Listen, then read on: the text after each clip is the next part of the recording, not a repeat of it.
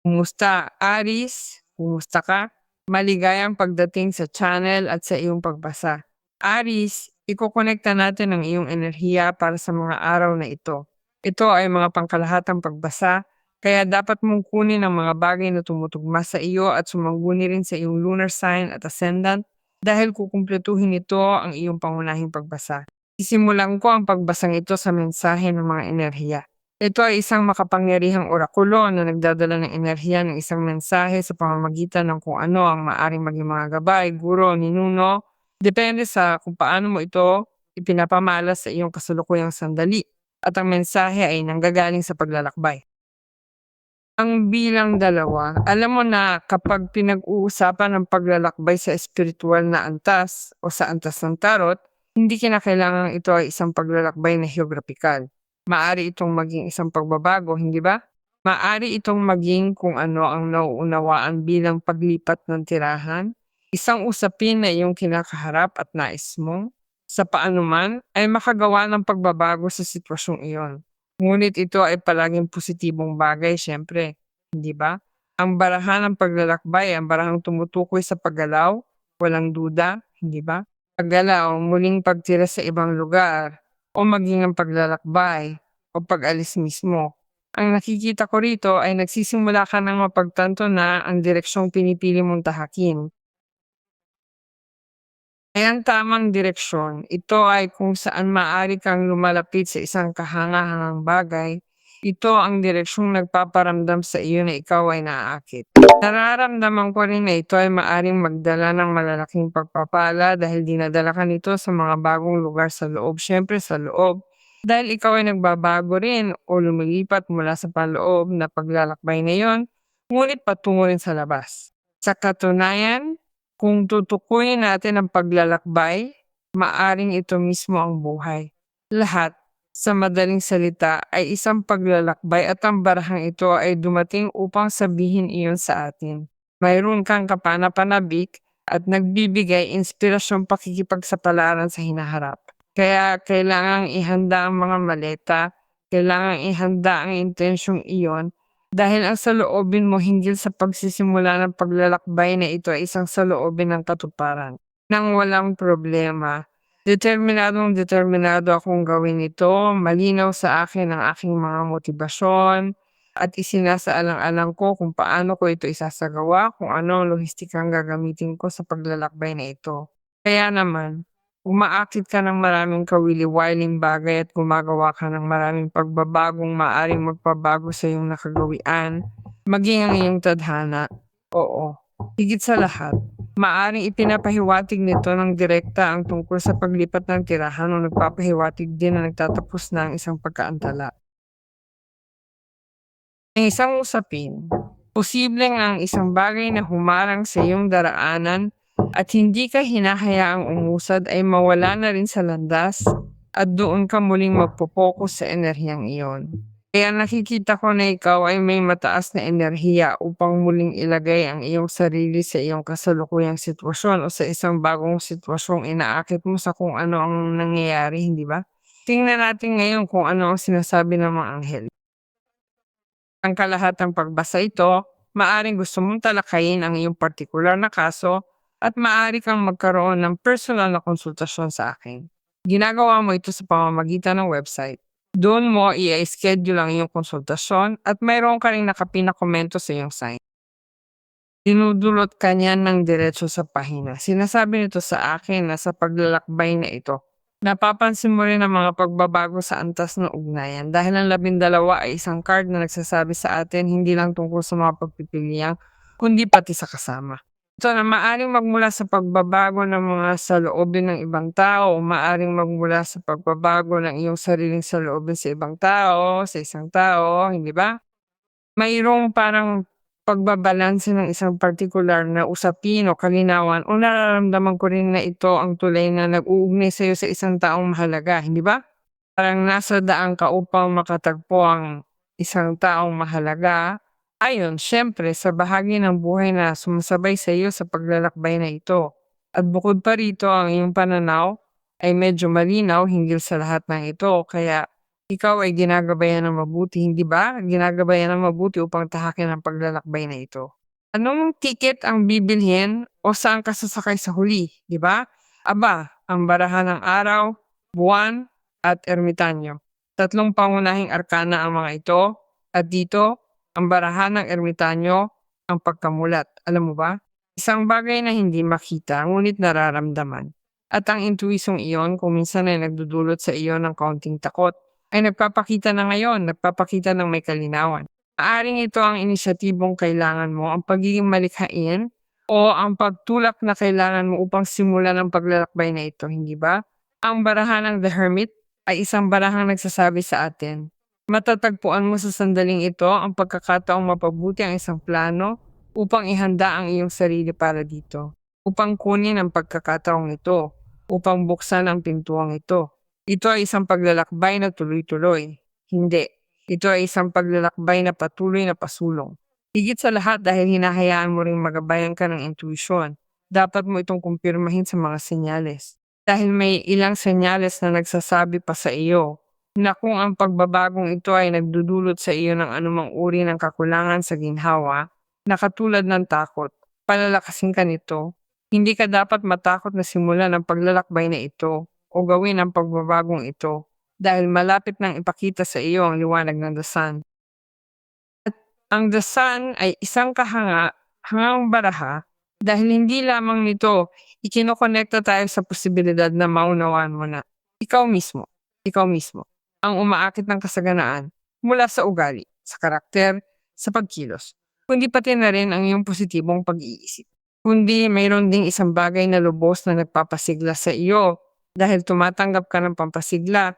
Maari itong magmula sa kabayaran ng anumang uri ng usaping pang-ekonomiya o maari ring ang isang bagay na nabubunyag ay magbigay sa iyo ng maraming kalinawan dahil maaring mabunyag din ang personal na pagkilala na nararapat sa iyo at iyon ang magpapabuti sa iyong katayuang pang-ekonomiya na magmumula sa trabaho at magtutulak din sa iyo na kumilos o maghanap ng pagkakataong makarating sa lugar na iyon na para sa iyo ay napakaganda, napakaliwanag at napakaragana. Maari ring pinagsasama kayo ng taong iyon o may mga bagay na nabubunyag na nararamdaman bilang epipanya at dun sumusupot ang kagalakan, ang katapatan, ang damdamin, ang init at pati na rin ang damdaming nagmumula sa lahat ng ito na siyang pagbabahagi sa isa't isa. Kaya naman ito ang bilang dalawa, hindi ba? Sa isang paraan, malinaw ng sinasabi sa iyo na may mahahanap kang daan tungo sa tamang pagkakataong makakonekta sa isang tao ng napakalinaw at tapat, pero kailangan mong magtiwala sa sarili mo. Kaya nasa iyo ang karta ng buwan. Kailangan mong magtiwala sa sarili mo.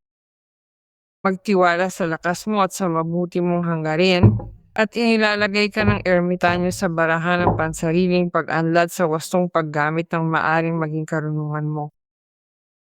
Minsan lumilitaw rin ang ermitanyo para sabihing may bagay na matagal nang nabubuo at ngayon mas malinaw nang nakikita. Mula rito, maaari kang magkaroon ng trabahong pangmatagalan. Kaya nariyan din ang mga barahan ng araw at ng buwan. Maaari ring sinasabi nito sa atin na sa wakas ay nahanap mo na ang paraan o ang paraan upang ayusin ang isang bagay na hindi mo lang inaasahan na mangyayari, kundi darating ang pagbabago, sabi nito sa akin. Ng kung ano ang maaaring maging inisyatibong ito na isinasaalang-alang mo dahil pinalalim mo ang isang bagay sa antas ng iyong kalooban at ang bagay na ito ay nagtulak sa iyo na baguhin ang direksyon o sundin ang direksyong iyon, hindi ba?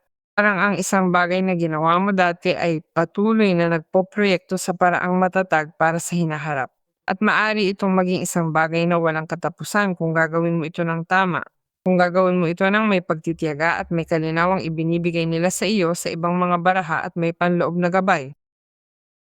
Lahat ng mahahanap mo rito sa pamamagitan ng pagdalaw na ito ay magiging ligtas. Magpapatuloy ito sa pag-anlad. Makikita mong magpapatuloy ito sa pag-anlad. Kung naiintindihan mong gusto mong makibahagi sa ibang tao, ngunit maaari rin itong maging isang sandali ng pag-iisa sa simula dahil kung minsan ang The Hermit ay humihingi sa atin ng ilang uri ng paghihiwalay, ng pagiging mag-isa, ng pag-iisip ng kaunti, ng pag-iisip sa katahimikan, ng paggawa ng sariling konklusyon. Ngayon, nasa bahaging ito na ako ng paglalakbay at baka kailangan ko muna ng sandali para sa sarili ko para makita kung paano ko itutuloy ang lahat ng ito at kung paano ko haharapin ang lahat ng inilalatag sa akin.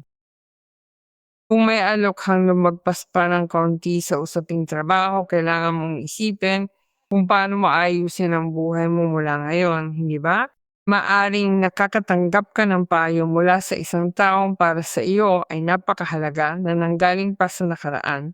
Isang taong matagal mo nang kasama at para sa iyo ay isang sanggunian. Isang taong alam o nakakaunawa sa kanyang sinasabi. Ibig sabihin, nauunawaan niya ang sinasabi niya sa iyo at mas binibigyang halaga mo ang mga payo ng taong iyon. And lumabas ulit ang araw, ang card ng apat ng barya at as ng barya. Napakatatag ng pananalapi, sobra pa nga. Kaya malamang ikaw ang gagawa ng hakbang na ito, di ba? 2 beses lumabas ang araw. Ang nakikita ko rito na ibabalik mo ang saya sa buhay. Marami sa inyo ang tinatapos ang panahong puno ng panghihina o dilim. Hindi ba? Mula ka sa gabi patungo sa araw. Sa paraang biglaan ay nagbabago ang iyong realidad na maaaring sa antas ng trabaho o antas ng ekonomiya at nararamdaman mong ligtas ka, matatag na matatag. Ngunit gusto rin nating patuloy na tumanggap ng mga bagay, hindi ba? Kaya kailangan maging mas flexible ng konti. At kung hihilingan kang magbahagi ng kaalaman, kung hihilingan kang magbahagi ng enerhiya, trabaho, isang bagay na pinahahalagahan mo ng lubos at iniingatan mo at itinatago, at nahihirapan kang magbahagi, sa tingin ko ay panahon na para pag-isipan mo ito. Bahagi mo, magbukas ka, ipaalam at ibigay mo, dahil kapag ginawa mo yon, babalik ng mas marami ang ibinabahagi mo para makamit ang as ng mga barya. Kaya tama lang na protektahan mo ang mayroon ka at ang mga bagay na pinaghirapan mong makamit. Ngunit kung gusto mo ng higit pa o gusto mong patuloy na tiyakin ang posisyong ito, hinihiling nila sa iyo na maging flexible, na maging bukas, na huwag magtago ng labis dahil sa kakulangan dahil kung lumalabas sa iyo ang apat ng barya, natatakot kang may mawala kaya lalo nitong pinalalaki ang pakiramdam o takot na kaakibat ang kakulangan. Mayroon akong sobrang perang ito, binayaran ako ng perang ito, bueno, nagsimula na akong magtrabaho ng mas mabuti. Kaya itinatago ko, at doon na nanatili ang pera. At nagbibigay ito sa akin ng kaunting kasiyahan, oo, at nagbibigay sa akin ng seguridad, syempre, nakikita kong pera, pero nanatili lang doon. Kung anumang material na bagay, hindi ba? Kung ano man ito, minsan ay maging isang bagay na emosyonal. Kaya dun ito natitigil. At dahil meron tayong barahang nagsasabing may isang bagay na gagalaw, na may isang bagay na magbabago.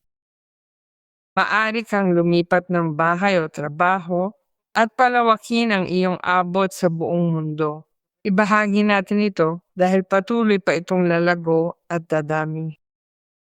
At dito, sa araw na muling sumikat, nararamdaman kong maaari rin itong maging pahiwatig na ipinapahiwatig sa atin ng araw, kung ano ang sigla at buhay na muli mong nababawi matapos ang isang sandali ng matinding dalamhati mula sa sakit. Pero handa ka ring makipag-ugnayan sa ibang tao mula sa ibang konteksto, sa kontekstong mas mapagmahal, mas malaya, at hindi gaanong nakakondisyon dahil may apat ng mga barya. Pakiramdam ko, inilalagay ka ng araw sa paglalakbay dahil mismong enerhiya ng araw ang gumagawang mas masigla at mas maasahin ka. Dahil sa mga positibong isipin, doon ka na nagsisimulang makakita ng mga palatandaan. Anong mga palatandaan? Ang mga senyales na ang iyong mga layunin ay natutupad at hindi lamang ito kapaki-pakinabang para sa iyo, kundi pati na rin para sa ibang mga tao. Ang ilang tao ay maaaring hindi mo pa nakikilala, ngunit ito ay isang malawak na alon. Isa itong positibo at lumalawak na epekto na hatid ng araw para sa iyo, syempre, at sa mga mahal mo, pero pati sa mga taong hindi mo man kilala. Dahil sa biyahe, maaari kang makasalubong ng mga taong makita mo sandali, ilang araw, at hindi na muli.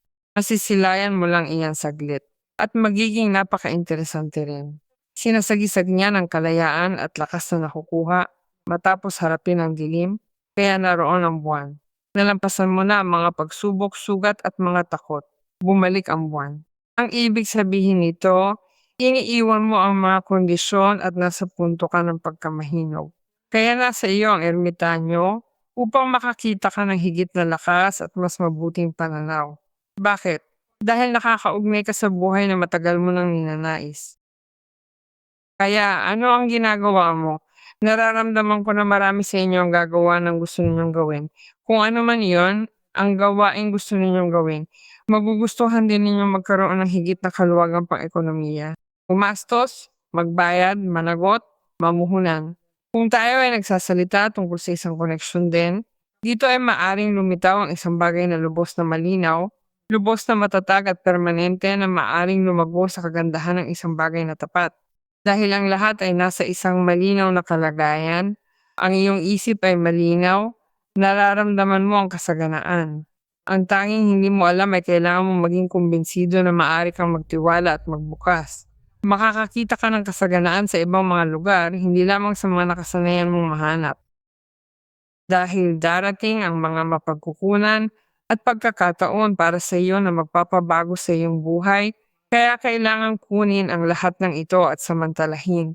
Dahil ang isang bagay na nagpaparamdam sa iyo ng sobrang kalungkutan at kahit na nawawalan ng pag-asa ay natatapos na. Isang bagay na maaaring napaka-promising at hindi mo ito nakikita ng ganon. May isang bagay na maaaring magbago, maaaring magpakita sa ibang paraan, ibang aspeto ng iisang konteksto at doon ako babalik sa sinabi ko sa iyo sa simula. Hindi mo kinakailangang lumabas ng bansa o maglakbay para mangyari ito.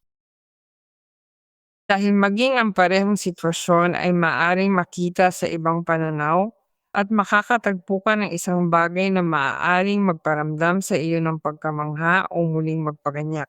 At ito ay isang sandali para sa iyo na nagbabago. Dahil gusto mong lumapit sa mga usaping ipinagpaliban mo pa, hindi ba?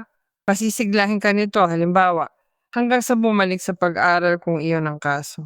Pasisiglahin ka nito dahil din sa pag-ayos o pagpaplano ng ilang mga bagay sa iyong trabaho at kung kailangan mong mag-adjust dahil nagsisimula ka pa lamang sa isang lugar, makakakuha ka ng mga benepisyo at hindi ka susuko agad dahil ang dasan ay nagbibigay din sa iyo ng ganoong mataas na enerhiya. Kapag itinabi mo ito, maabot mo ang dapat mong maabot. Napakapositibo ng kabuuang kinahinatnan ng sitwasyong ito para sa iyo at malaki ang paglago mo. Ano ang kaugnay nito? Isang pambihirang tagumpay ba ito? Isang napakahalagang pagkakataon. Tingnan natin. Bueno, narito ang lahat. Sa bilang na zero ay naroon ang lahat. Walang simula o katapusan. Ang lahat ay walang hanggan.